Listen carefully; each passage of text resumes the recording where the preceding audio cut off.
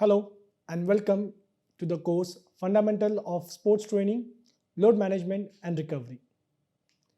This course would be covered in 8 weeks' time. Every week there will be 2 subtitles. At the end of the week, there will be an online assignment. I will be covering week number 1, 2, 3, 4, 5, 7.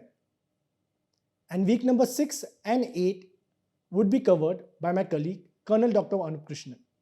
Myself, Kaustubh Sherzai, exercise specialist. Let's start with week 1, lecture 1. Introduction to fitness variables. The objective of this lecture is to define the fundamental fitness vocabularies. Now, this becomes the ABC for anyone who wants to start their fitness journey. For those who are already exercising or already training, for them this would be like a revision.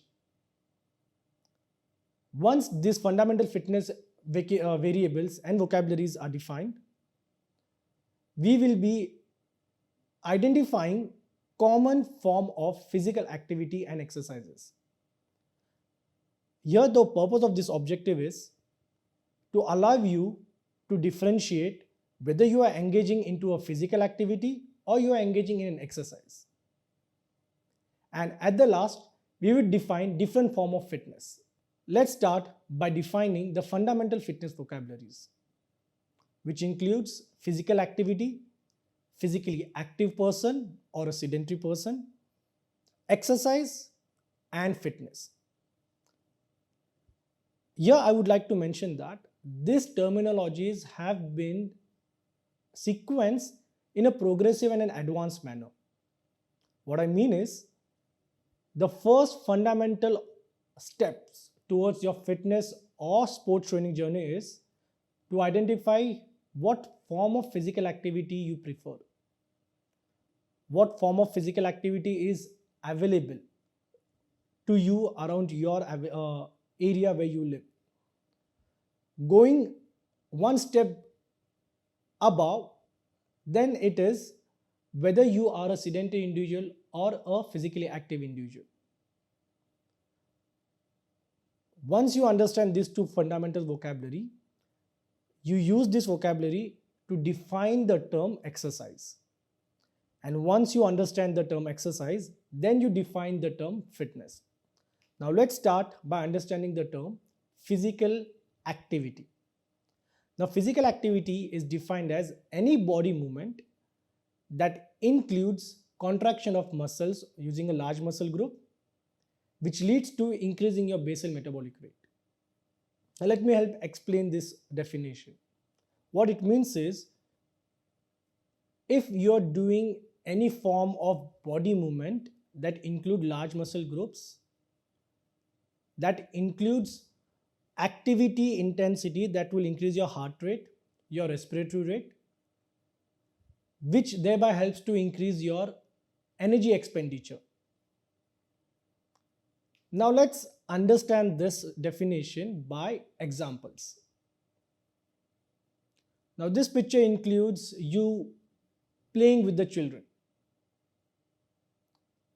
Now connect that with the definition. Any activity that you do with kids, it includes body movement and it includes increasing your heart rate, it includes increasing your respiratory rate, it includes burning some calories and energy expenditure. Now, if you are engaging in this activity, you are engaging in a physical activity. Second example, just a different mode of physical activity. Here, it is cycling. If you are doing cycling at a recreational level, or just to enjoy the weather, it means you are engaged in a physical activity. Example 3, again a different mode of physical activity, swimming. Again, it includes large muscle group, it includes using intensity that will increase the heart rate and thereby increase the energy expenditure. Example number 4, any sports, here a football image is given, any sports played at the recreational level. Obviously, if you play at an competitive level, it's obviously more than physical activity. But let's start by a fundamental understanding. If you're playing at the recreational level, so any sports, if you're engaging in a sporting activity, you are engaging in a physical activity movement.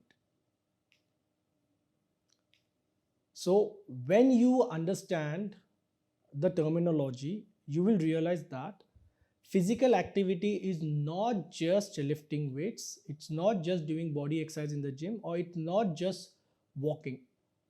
Physical activity have different modes. So you prefer and you choose the modes based on your availability and preference. Now let's move to the next terminology. Physically active person. Here I'm using the fundamental first vocabulary, fitness activity. Now if you are performing that fitness activity for 30 minutes per session for minimum of 3 days per week, not even 6 days, only 3 days per week.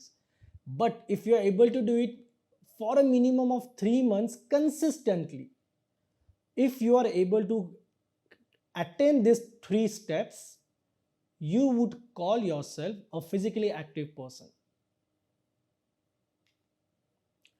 Now, before we go ahead, just try to reflect and try to get an answer, whether you are a physically active individual or whether you're a sedentary individual. Now, if I relate it to myself, I have been exercising since last 8 months consistently. So I am covering a minimum duration of 3 months. My per session is a minimum of 45 to 1.5 hours. So I'm covering a minimum of 30 days. And I'm doing it for a minimum of 3 days to maximum of 6 days. So I'm also covering this third category, minimum of 3 days per week. So my title for now is physically active individual. Now let's understand what is exercise. So as I said earlier, we are defining this term in an advanced manner, in a progressive manner. Again, exercise, the term physical activity is there. So that becomes the cornerstone. But when will an physical activity become an exercise? If it covers, if it is planned, if it is structured, if it is repetitive, and it is done to improve or maintain all our particular fitness variables. That is the difference. Now let's understand with an example. You doing a cardio. Here it is a cycling. Now if you're performing this physical activity with an aim to increase your cardio fitness, you can say that you are engaging in an exercise routine. So one level above the physical activity. Example number 2, any body movement, calisthenic exercises. Now you call calisthenic physical activity an exercise only and only if it is planned, it is progressive, it is done repetitively with an aim to increase your fitness level.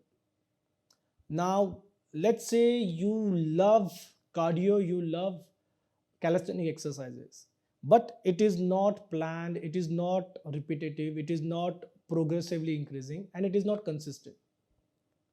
And you don't aim to increase any of the fitness variables. Then you are not exercising, but you are engaging in a physical activity of your preference. Example number 3, the most common form of exercise, weightlifting or resistance training. Again, this resistance training, here it is done obviously with an aim of achieving certain fitness goals. So it covers one definition. So is it repetitive? Yes, it is. Is it progressively increasing or challenging? It is. So it's very easy to relate weightlifting as a form of exercise.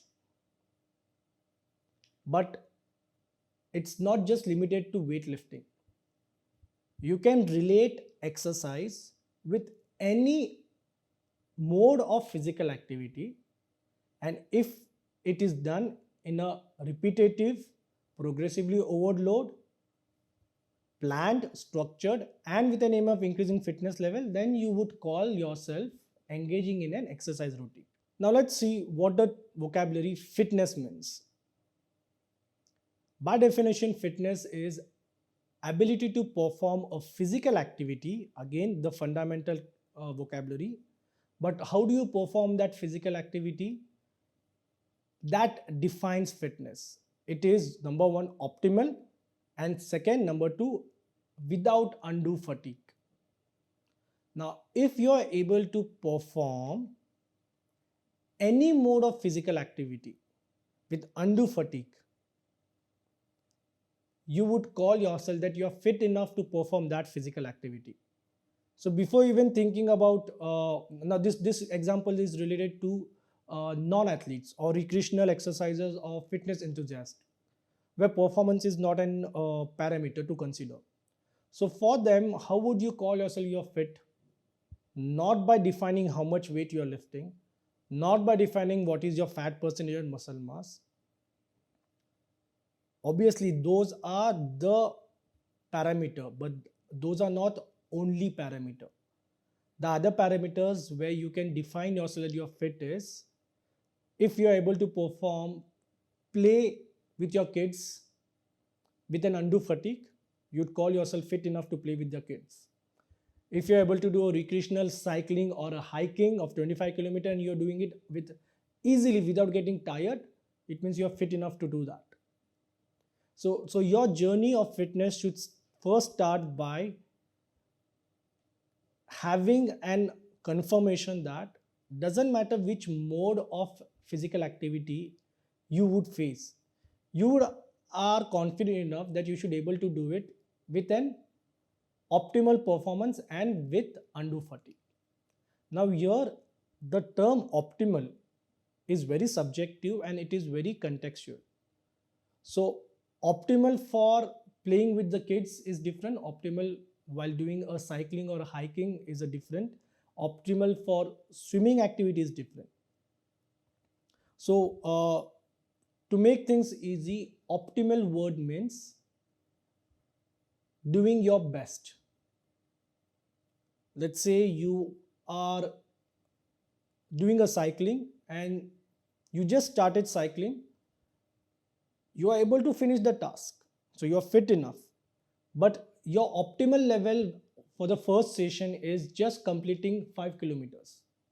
For someone it may be 1 kilometer, but that's the level of optimal for you. So as you progress from engaging in a physical activity to converting it into an exercise regime, then that optimal level will keep on increasing. So from 5 kilometer earlier, now you may be able to do it 10 kilometer. 5 kilometer earlier, you may take 20 minutes, now you are taking it 10 minutes. So this is how optimal term would advance for you only if you are able to engage in an exercise routine, not just physical activity routine. But in either case, if you are able to perform the physical activity with undue fatigue, you can say yourself that you are fit enough to do that. Now, these examples are different modes. Now, let's see the most common mode where we can relate fitness when you go to the gym. Again, here you should not relate the term fitness by your ability of lifting weights or by your ability of how well proportionate your body is, or by ability of how much longer duration of cardio you are able to do it. It's not just limited to that. You should able to first perform it with undue fatigue, and your optimal level should keep on progressing month by month and after every 3 months. That's how you should relate gym exercises or gym physical activity to fitness. So just to summarize, every individual must engage in a physical activity on daily basis. So it starts from engaging in a physical activity. Doesn't matter what mode you prefer, but you should be moving your body to a level where you have an exertion, your heart rate increasing for a prolonged period of time. The minimum goal here should be to maintain the title physically active person. It takes 3 months to achieve that title. There are total 12 months in a year. So a minimum of 50%, that is 6 months, that is 2 terms, 2 quarters, you should be able to maintain this title. That should be the minimum goal, and not losing weight or the common fitness goals that we go with joining the gym. Let's go one level above now. If you wish to improve your fitness, you should do something beyond physical activity. It is, you have to engage into an exercise regime. Only then your fitness level will improve. If you are only doing physical activity, which is not progressive, which is not planned, then your fitness level is not going to improve. And last, when you aim to improve your fitness, you should be aiming to improve all type of fitness. Now, what are the different type of fitness? This is where lecture 2 topics would start with. Thank you so much.